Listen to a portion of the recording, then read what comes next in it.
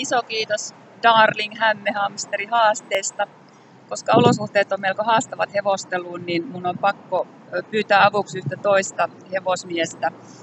Täältä ei myöskään niitä villikalkkunoita tai hanhia löydy.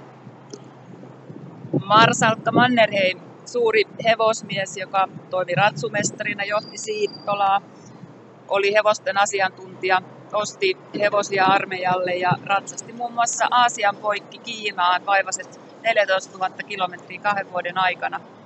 Hänen ensimmäisiä hevosia oli tamma Prinsessa ja viimeinen tamma Käti, joka tuossa kuvassa näkyy. Käti osallistui Marsalkan hautajaiskulkueeseen puettuna mustaan suruloimeen. Ja se lopetettiin Ypäjällä ampumalla vuonna 1953 ja haudattiin sinne Valtion Siittolan Hevossiittolan puistoon. Marsalkka ehti käydä Kätiä vielä tervehtimässä ennen kuolemaansa. Sen kunniaksi nostanpa tässä Marskin ryypyn.